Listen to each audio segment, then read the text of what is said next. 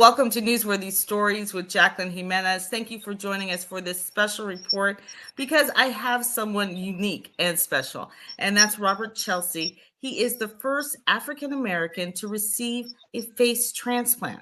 And so I'm so glad that you connected with me, you reached out, and we've been able to get even local news coverage to cover this. So talk to me about who you are and what are you trying to share with us now?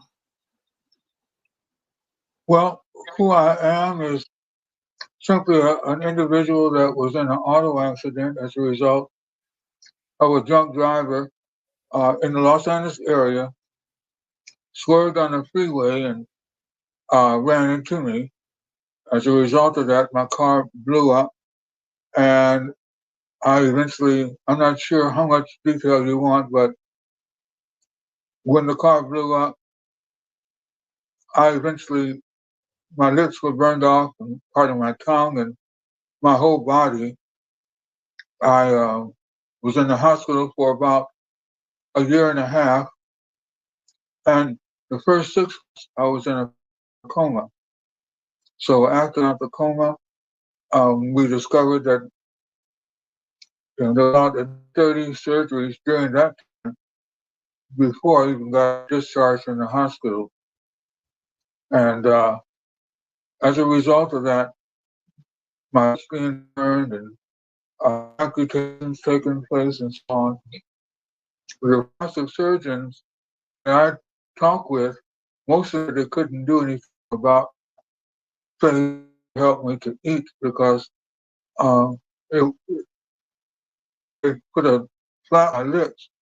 It was just covered as a protection for my gums and teeth, but it wasn't any control over opening and closing my lips. And one of the surgeons had known someone that stayed under Dr. Bolden Tomahawk in Boston. As a result of that, they introduced me. They had him call me, and I had several interviews, 3-day interview and a 5-day interview, um, and subsequently became the first African American. Actually, I'm also the oldest transplant patient in the world. Wow. There's been about 40, it's under 50 people that had a transplant in the world, including one, two in France, and, and some other parts, about 9 different countries. But in the U.S., there's been about 15 face transplants, and I was 15. My surgeon has done 10 of those. Wow, really?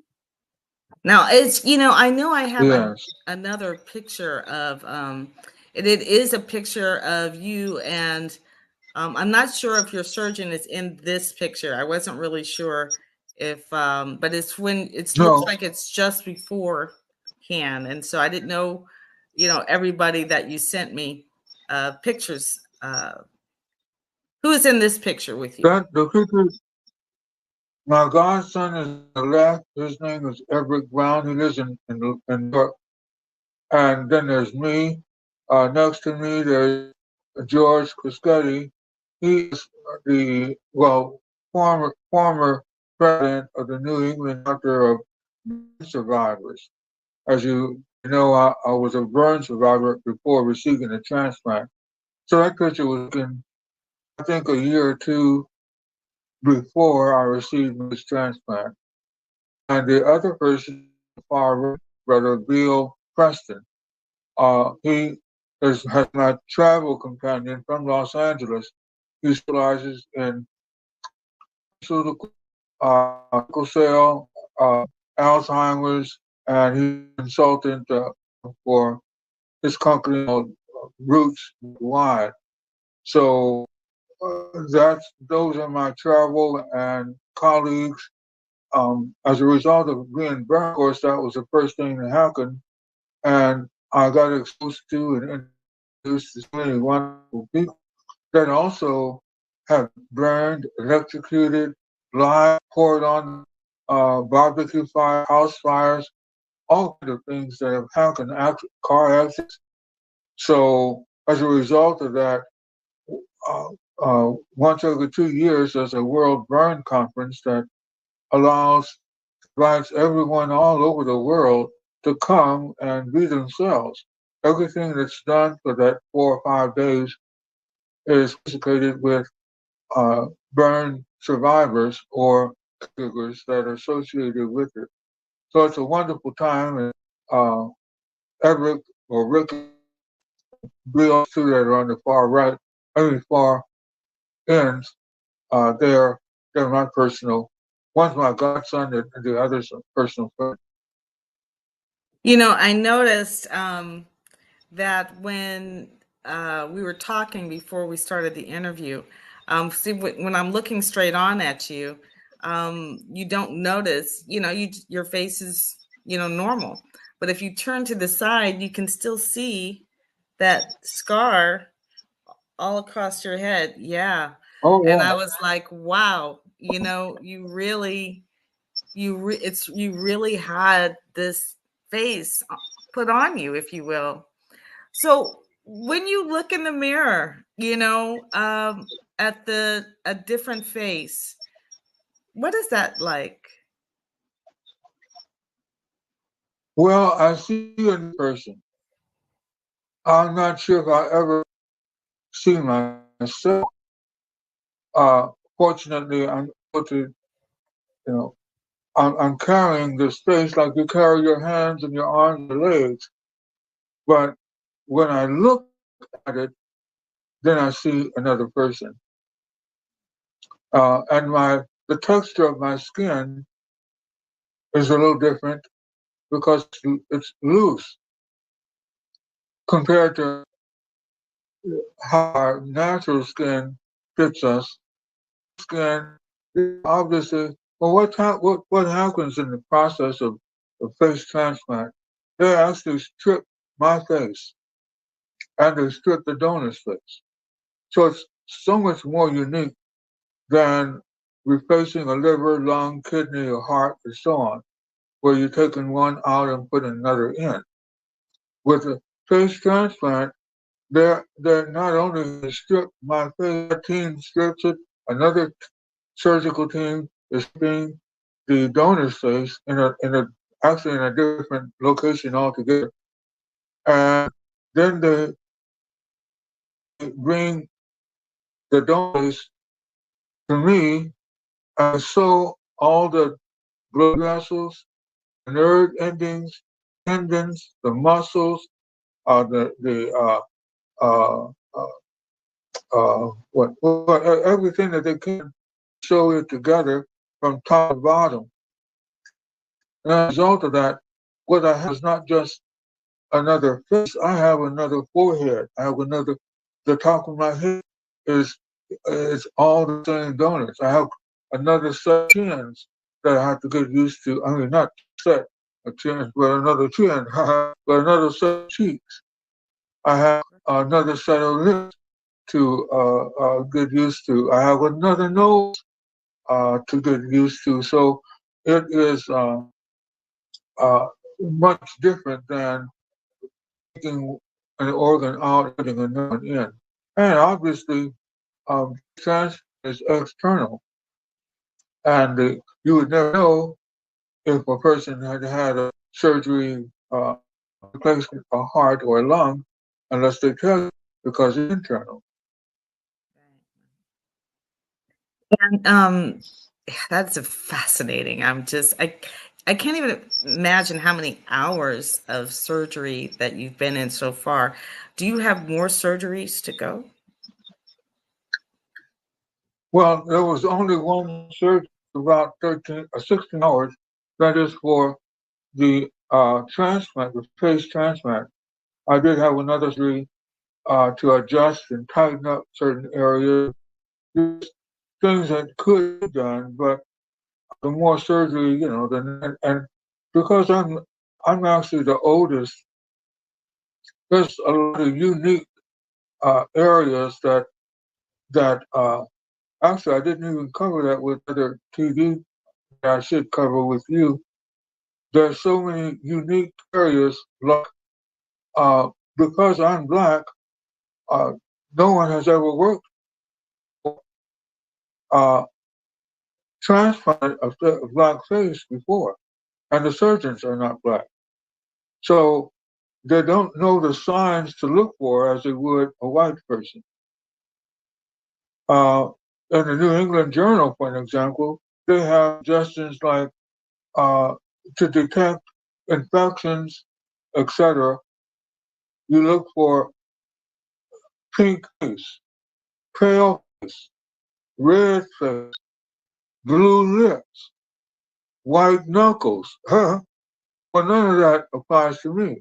So for them to uh, have early detection on whether my face is being rejected, the transplant rejection, there's they don't have those references to go by. Uh, in addition to that, because I'm the oldest, the the cutoff on having face transplant was age 50. I was already 64 before we started talking about having a face transplant. So you got So younger, is it's what I'm a big hearing. difference. So you got a little bit younger. Did you get a little younger with this face? Oh, well, no, they just, I never drank and all that. So I think that helped with, being healthy enough. So that's how I became oldest. You know what, Robert, I'm surprised I didn't get a picture from you from what you looked like before the accident. And so I have to make sure you send me that so I can add it in here because I want to make sure that we know what you used to look like before this accident ever Yeah. happened. And so you'll have to send Okay. that to Yeah. me. Either add it in the comments or depending on when you can send it to me, Right away. I will add it in, Yeah. as we're going here. So also not only did you have another face, but you had another life. So I know that this um time has changed what you do, because what did you do before the accident as far as like for a living? Now I know that um you take and you talk about a message, you bring a message to us because of the importance of educating minorities about transplant. I know that now you're a speaker, but what were you before you were doing this? I was called the man. That was my nickname. Provided custom rubber stamps for and name badges, desk signs, wall signs, things like that. All kind of marking products, dog tags, anything that had to do with marking products. And I provided that service to various organizations and companies. The Sheriff's Department, Fire Department, Treasury and Tax, Auditor Controller, uh, virtually a county council. I was in other areas, so that's what I did and provided services, post office, uh, anywhere that where a rubber stamp, the register and recorder, wherever a rubber stamp had used, public health departments and so on. So that's what I did for a living. I was very fortunate, however, that well, I'm fortunate in so many ways. My God. But the organization, the company that that provided or the manufacturer that provides my products, J.P. Cook, they're located out of Nebraska. They continue, even to this day, to provide services, respond to my customers, and they send me missions. Can you imagine when I was in an auto accident? I was in a coma for the first 6 months, and in the hospital a total of a year and a half. As a result of that, uh, every customer I had, how would they know that I existed? If they sent in a request for a quotation, couldn't respond. They didn't know. The banks didn't know. They shut me. They closed my account. I had levies, liens, charge-offs, uh, the light, water, and gas. They all, everything. Your mortgage is gone. You know, because they don't know you're in the hospital, and there's no way to pay them. So all of that occurred during the time I was in the hospital, along with J.P. Cook being kind enough at that time to send the commissions to my daughter until I got uh, well enough where I could take the commission, receive it myself and try to straighten certain things out. So you still work in this field? Yes, I still answer. I don't do a lot of calling because I'm still not strong enough to really work, really not even 2 or 3 hours to actually do any kind of real work. But if I get a phone call or someone refers me or asks me, then I do make sure that that customer gets their product. And I know you're in a hotel room because you're in South Florida to be featured in as part of another documentary where they're having an eye transplant. And I know the Wi-Fi is not great because it's kind of in and out a little bit, but I want to make sure that we kind of get that information. Um, even in the comments, if you could type that out as to what you do or how you bring business, because a lot of the people that watch this are from LinkedIn, and they are business owners and they are involved. And so I want them to know, what you're doing and how you're doing it, and how to contact you so that they can still do business to business with you. And I would like that Oh yeah, very well, much, yeah. because part of it is, I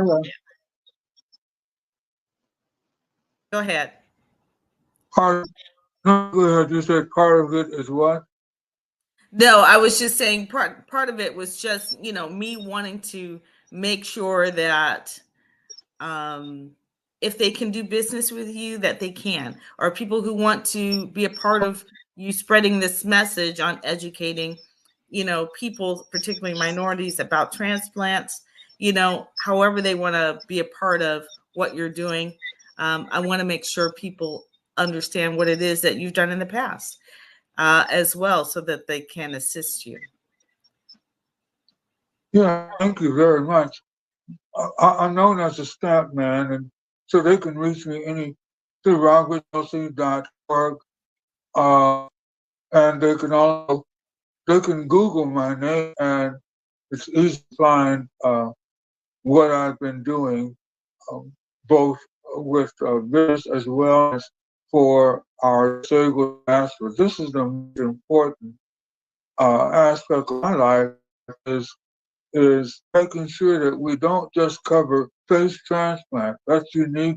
There's only less than 50 in the whole world, but the need is so big for all of us, the burn survivors, the amputees, individuals that never had legs or arms, individuals that require a stem cell replacement. A sickle cell can be replaced by certain stem cells.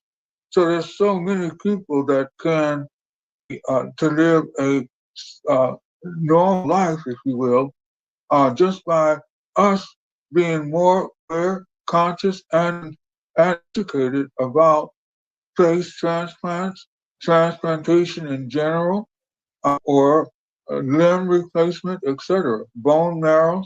All of it is extremely beneficial, and it's not just for the U.S., but everywhere in the world. There's no place in the world where someone has not been burned or mangled. A house fire, accident, a barbecue, electrocution, life poured on them. So many ways people have been figured. So that's my concern. bring as much awareness as I can. In this sense, to let you know, Jacqueline, I'm extremely grateful to have an opportunity to be through this, go through this experience myself. I realize that it's not one thing that I would recommend, but glad God saw it to carry me through this. It hasn't been what we would imagine. It hasn't been that at all for me because He's allowed me to lay in His bosom during this whole process. From the accident on, He covered me with a golden thread that has brought joy through this personal experience. That's incredible. What do you think that you've learned the most from it, Robert? Well, what I learned, so many things. Obviously, I mentioned the need, the great need for us to be more empathetic toward anyone that may be disabled or disabled. I talk to children when I go to schools. I try to talk with them about peer pressure and how a child underneath, you don't know what's underneath that child's clothing. They could have been birth defective, they could have been burned, they could have been uh, mangled in some way, and so they don't walk the same as the other children. They don't talk, they don't run the same. And so I do what I call a show and tell. I lift my legs up and my arms and show them all my burns, as many as I can, in public, so that they can see that even though I might look normal, what's underneath may not be. Because of not something of my own, it's not like, you purposely hurt yourself. Things do happen. And I want the youngsters especially to realize their friend, their good friend, could have had something happen to them that was not a fault of their own. And even if it was a fault of their own, we all have made mistakes. We've all stumbled. And that really is a segue into what Connie asked from me about the driver, young driver, can I find myself forgive him? And I quickly want anyone to know that it's not even something to forgive. It was an accident. It wasn't. It's me. How many times have I deceived someone, misled someone, lied to someone or to many, or to made commitments that I didn't keep? How many accidents have I caused in a lifetime? So how in the world could I take a moment uh, to consider charging this guy because of his accident, and as many as I have had, I mean, so it's easy for me just to overlook that.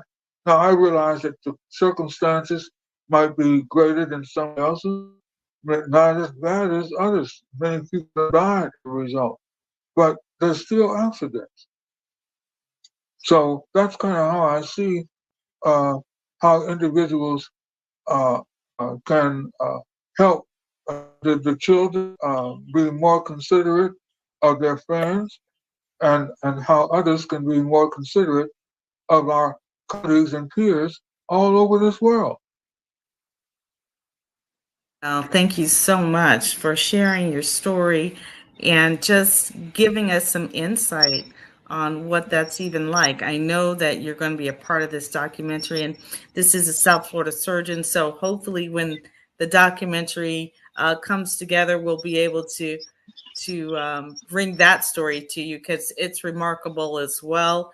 It involves a surgeon doing an eye transplant, and he's had an eye transplant himself. So I find that to be remarkable and unique. And so I'm looking forward to hearing more about that documentary as you guys put it together and when it's about ready to be released. Robert, I know you're here in South Yeah. Florida. heading back to California. Um, but thank you for sharing your story, and thank you for reaching out to Newsworthy Stories, and just letting me know.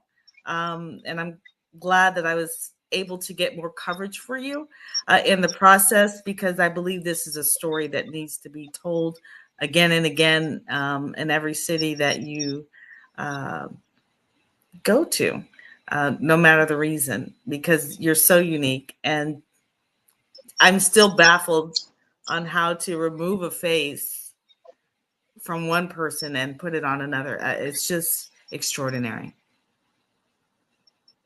It is, but you have taken time to my experience into your heart, and Say as that again, because I kind of missed it.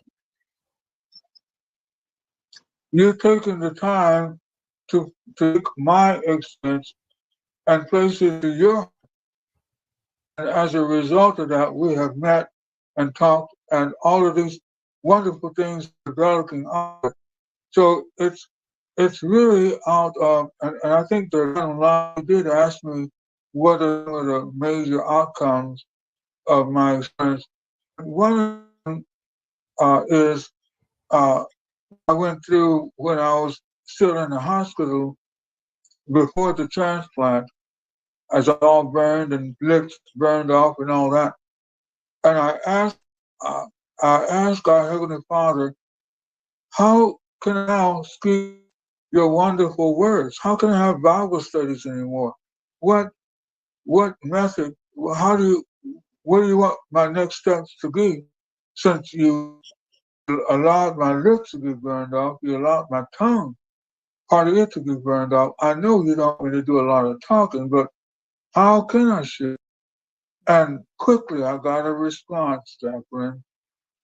Uh, he did me kindness. I heard the verbal word kindness. And I Say it again. realized then that kindness, he said kindness. Kindness. Mm. I realized then that he's talking about being nice and kind and sweet and gentle, and he's talking about godly, holy kindness. It's a level and a dimension and him that I had yet to attain. And I'm so grateful that this kind of exposure came to me in spite of not being able to talk and walk and kindness is our key. And you're not just you give kindness, you must be a kind person. And so I'm so grateful that revelation has penetrated my heart and found a lodging place where I thought I might have been a nice guy, but now I realize it's a godly kindness that I had, but it was a kindness that man would accept. When it gets to the point where God is pleased with it, usually man won't like Mm.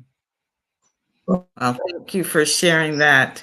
I just want you encourage anyone, if you want to reach out to Robert, and go to robertchelsea.org. You see his email running along this ticker here.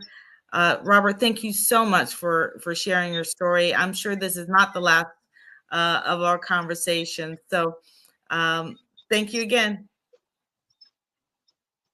Oh yes, thank you so, and thank you audience listening. I hope something is said to touch your heart and lift you today.